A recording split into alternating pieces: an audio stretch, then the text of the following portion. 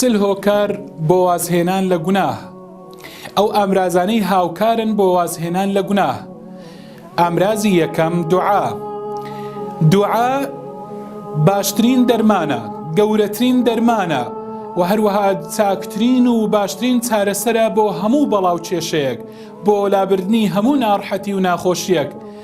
خوشتی تۆ بەکار، برای تۆ بەکارم، ئەی ئەو کەسەی کەوا دەتەوێتن تۆبە بکەی و بگەڕێەوە لای خوای پەروەردیگار، دەستەکانت بەرز کەرەوە بۆ ئەو زاتەی کەوا گوێی لە دوعاکانتە، ئەو زاتەی کەوا بەڵاو ناڕەحەتی و ناخۆشیەکان لا دەباتن لەسەر هەرچی کەس و لەسەر هەرچی بوونەوەرە، بۆ ئەوەی خوای پەروەردیگار ڕاستی فرمێسکەکانت، بۆ ئەوەی خوای پەروەردیگار ڕاستی ملکەتی تۆ ببینیتن.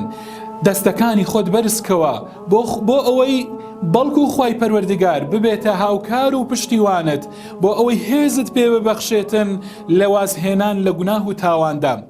خوای پەروەردیگار دەفەرمێتن وقال ربكم ادعوني استجب لكم.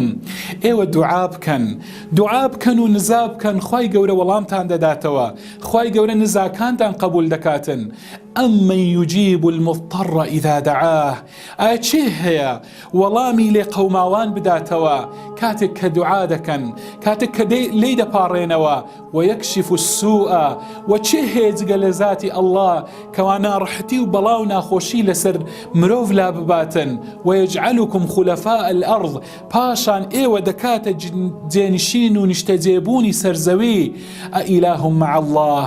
تخوا کەی ڕەوایە ئێوە کەسێکی تر، ئێوە شتێکی تر بێنن بکەنە هاوبەش بۆ ذاتی ئەڵڵا، یعنی خوایەکی تر بڕیار بدەن لەگەڵ ذاتی ئەڵڵا. قەلیلە ما تەذەکەڕون. ئایا تۆزێک بیر ناکەنەوە؟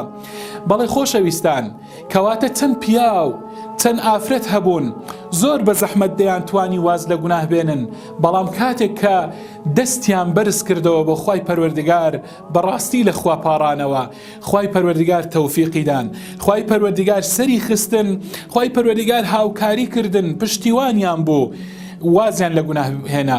باشترین و چاکترین کاتیش چەند جوانە کاتێک کە ئینسان، کاتێک کە مرۆڤ لە سوزدەدا لە کوڕنوشدا دوعا بکاتن لە خوا بپاڕێتەوە. لەو ساتەدا لە ساتی سوزدەدا پێغەمبەر عەلەیهی سەڵات وەسەلام دەفەرمێتن أقرب ما يكون العبد من ربه وهو ساجد فأكثروا فيه الدعاء من الدعاء. دەفەرمێتن يعني نزیکترین سات کە مرۆڤ لە خوای پەروەردیگار نزیک بیتن ساتی سوزدەیە، ساتی کوڕنوشبردنە. لەو ساتەدا مرۆڤ لە هەموو ساتەکان لە خوا نزیکترە. کەواتە خوشتی ئازیز، برای بەڕێزم، بگریە لە سوزدەدا زۆر بگریە و دوعا بکە، ئیدی چاوەڕوانی موژدەی خوای پەروەردیگار بە.